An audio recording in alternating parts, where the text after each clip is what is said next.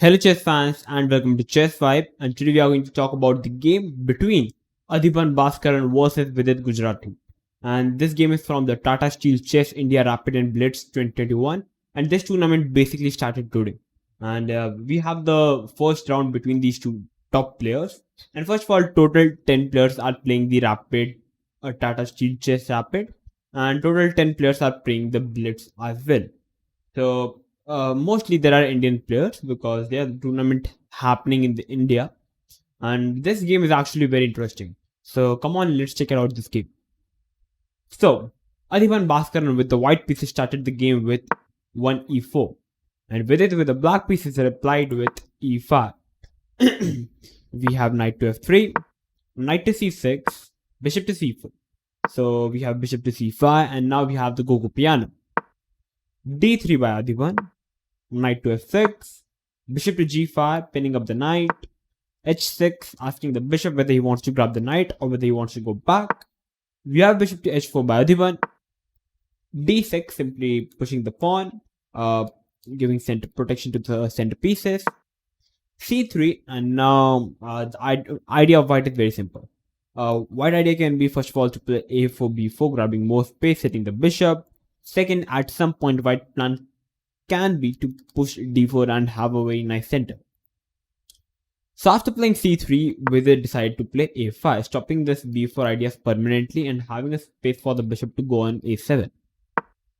We have knight to d2, bishop to a7, so that after knight b3 there would be no hitting the bishop. We have castle by white, and now we have g5 by Vidit. So okay, the plan of Vidit is simple. He wants to attack on the king side.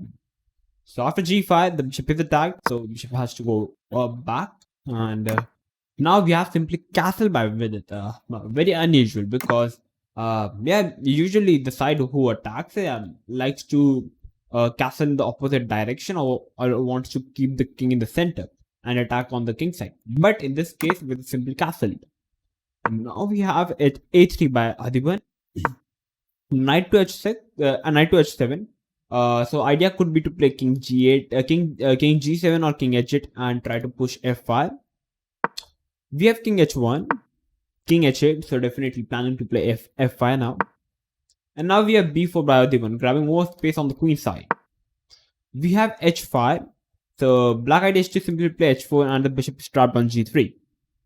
So after playing h5, white decided to play b5, hitting the knight. And after playing b5, in this position, the knight is currently having the two squares. Whether the knight can go to b8 or whether the knight on c6 can go to e7. In the game, we have knight to e7 by Vidit, which turned out to be a blunder. Because after knight to e7, there comes a very strong move, which is knight into g5, a very strong move. Well, after knight into g5, black is actually kind of forced to capture the knight. And now we have queen into h5 check. The knight is also attacked. Knight h7 is kind of forced. And now we have f4. And after f4, white is actually better in this position. f4, there could be attacks like capturing the pawn definitely. Pawn captures, bishop capture is already very strong. So for a sample line, if black tries to play knight g6, stopping this attack, white is going to simply play f5, hitting the knight. Knight to f4. We have rook into f4. Very strong move. Pawn takes, bishop takes. And after playing rook g8, planning to play something like rook g7, giving some protection to the knight. We have knight to f3. And after rook g7, we have simply bishop into f7. And now bishop g6, knight to g5 is already very strong for white, and it's already game over for black. So this is the whole line, but definitely it was very hard to find because it was a rapid game. So after knight to e7, a much better move was to play knight to b8, and now white can no longer capture the pawn because now the queen is also protecting the pawn. But after knight to e7, Adhiban decided to play bishop into e5 check, and it's an equal position. Not the best move definitely, but okay, fine move.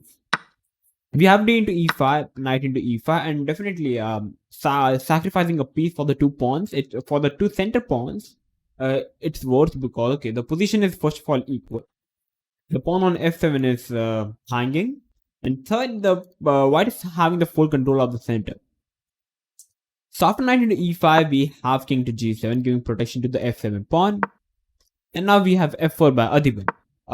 He could also go for capturing the pawn on h5, but he went for playing f4. So his idea is to capture the pawn, or he can even push the pawn, attack as he wants. So after playing f4, black replies with g4, so that now the queen can no longer attack the pawn on h5. After playing g4, white decided to play d4. D4 definitely, Adhiban is simply pushing the center pawns, and idea could be to simply play bishop d3, knight c4, or perhaps simply push the center pawns. So after playing d4, black responds with f6, hitting the knight to d3, and now we have f5 by black. So yeah, step by step. Now hitting the pawn. So white jumped with the knight again by playing knight e5. If you try to push the pawn in this position, knight d5 is actually kind of a very strong move from the black side, because knight e3 is also a threat and the pawn is also falling on c3. So that was the reason. And if you try to capture the pawn, which is actually not a good move, because you can simply capture the pawn with the knight or with the bishop, it doesn't matter. And you are not having the much stronger center now. So that's after playing f5, we have knight to e5, knight to f6, queen e2, we have a trade, we have again had a trade, and now we have bishop to f5 with it. After playing bishop f5, the queen is attacked, but now Adhiban became a pawn grabber and he just went for the pawn on b7, capturing the pawn. And after playing queen into b7, it's a fine move, but a much safer move in this position would have been to play queen e2 or queen e1, a safer move. But he's a beast. He's gone for the action. He simply played queen into b7, bishop to b6, so that now the rook can also move from the a8 square, because in this position the rook cannot move because the bishop is hanging. That's why he first played bishop to b6. Now the making a square for the rook to come in. We have g3 by Adhiban, just cementing the pawn structure, and also making a square for the queen to go on g2. So after playing g3, Adhiban simply thinking, okay, everything is fine. My queen is going to come back and I'm a pawn up, so nothing is going to happen. Okay, and I'm also having the pretty structure. So after playing g3, comes the striking move by Vidit, which was not expected by Adhiban, which is, so I want you to feel free to pause the video and try to find the move which Vidit played in the game, and it is definitely the best move in the position, so you can give it a try. Okay, so I think you must have had a nice thought, and you would have came up with the move, the legendary move, c6, just simply cutting off the diagonal. After playing c6, first of all, you cannot capture the pawn with the queen because the knight is covering the square. So I just having the two options. He can capture the pawn with the pawn, or we can capture pawn with the knight. In the game, we have knight into c6. If we had been to c6, then black would simply had played bishop into d4, and c into d4, bishop to e4 check, king g1, queen into d4 check, and rook f2 is kind of forced.